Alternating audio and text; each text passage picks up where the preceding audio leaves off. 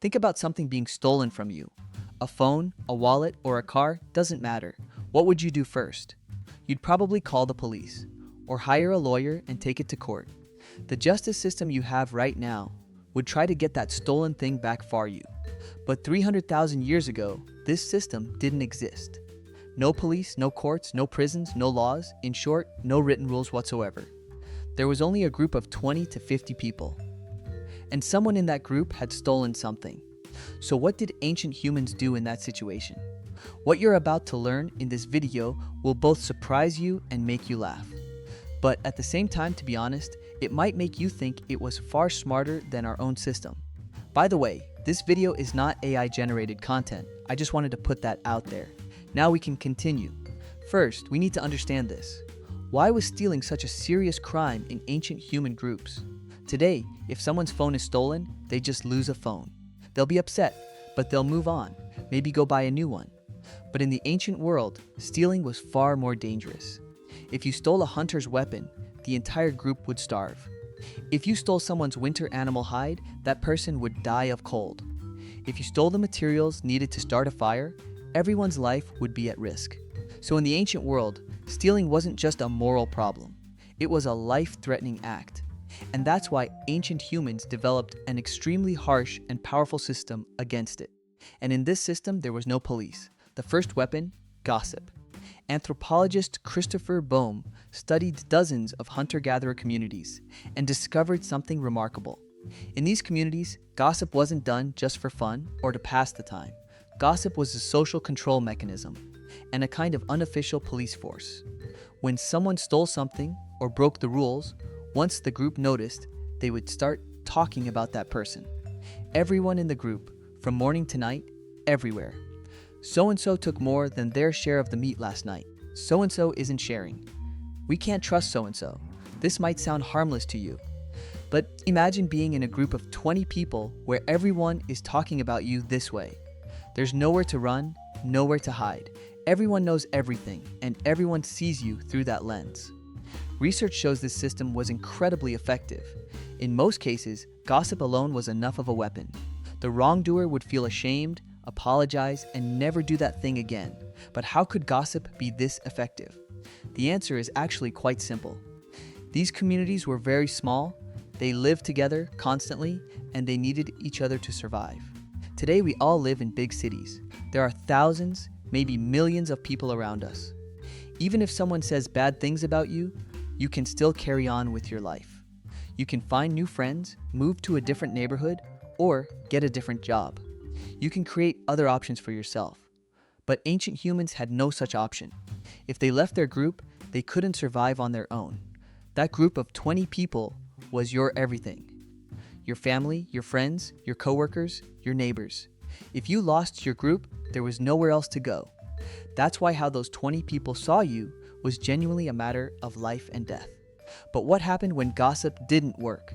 That's when the second weapon came into play, mockery and shaming. And when you hear this part, you really need to think about how effective it was. Researchers studying the Juhansis Bushmen of southern Africa witnessed a fascinating tradition. When someone acted excessively selfishly or tried to take more than their share from the group, instead of directly criticizing that person, the group would start mocking them. But this wasn't ordinary mockery. It was a ritualized event. They would sing songs, imitate what the person had done, and laugh at them in an exaggerated way, like a theater performance. And it worked. Because in a group of 20 people, being the one everyone laughed at was unbearable. Researchers even documented this.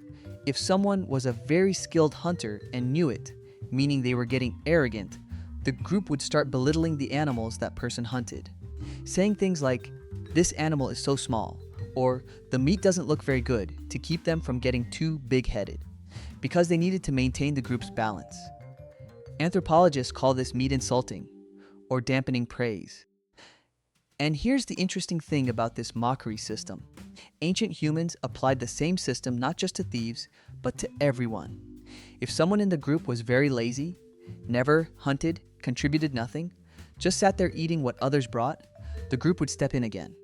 So this system wasn't just for punishing crime. It was a constantly operating mechanism to preserve the group's balance.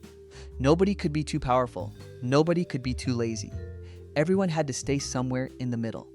Anthropologists call this egalitarian pressure. But this system was so powerful that researchers describe these communities as fiercely egalitarian. But sometimes even mockery wasn't enough. The third weapon, ostracism. Being excluded from a group might feel like a mild punishment to us today. Okay, they excluded me. I'll just go find other friends. But in the ancient world, being ostracized wasn't all that different from a death sentence. What happens when you're expelled from a group of 20 to 50 people? You can't hunt on your own. Starting a fire alone is extremely difficult. There's no one to keep watch against predators at night. There's no one to take care of you when you're sick. So in the ancient world, being cast out of the group was a genuine life-threatening risk. And people knew this all too well. That's why the threat of ostracism was an incredibly powerful deterrent. Researchers describe this system as reverse dominance, meaning the power doesn't belong to one strong individual. It belongs to the entire group.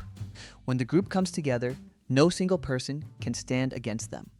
And now we come to the most exciting part of my research. Sometimes even ostracism wasn't enough. In some cases, rare as they were, ancient human groups could carry out execution. Yes, you heard that right. I was shocked when I read this too, because there were no prisons, no courts, no lawyers, none of that. Researcher Christopher Boehm studied 65 different hunter-gatherer societies, and in all of them, he saw the same common pattern. If someone repeatedly received warnings and continued to harm the group would come together and remove that person from their midst. Of course, you understand what removing meant. But there's another very interesting detail here. This decision was not made by a single person, because in ancient human groups, there was no concept called a leader. The decision was made collectively by the group, by unanimous consensus, meaning no one bore the responsibility alone. You could compare this to the modern jury system. We call them juries today. They called it a group decision. But right at this point, there's something very important we can't skip over. This system wasn't just a punishment mechanism. The truly important thing was this. Ancient humans tried to prevent crime before it happened. How did they do this? Through childhood, of course. In hunter-gatherer communities, children learned from a very young age what sharing meant. Not by being told, but by living it. From childhood, they saw everyone sharing everything. Food was shared, tools were shared, hides were shared, and this system created something very powerful in children. Sharing wasn't just a rule, it was part of their identity. The feeling of, I am someone who shares, was so deeply internalized that even thinking about stealing felt strange to them. Being stingy was the greatest shame in these communities. The person who stole was seen poorly by society, but the person who didn't share was seen even worse. So the ancient human system was built on this. Not punishing after a crime is committed, but creating a culture where crime would never be committed in the first place. Honestly, that's everyone's dream. And there's something that makes this system even more fascinating. These communities also had an excellent memory.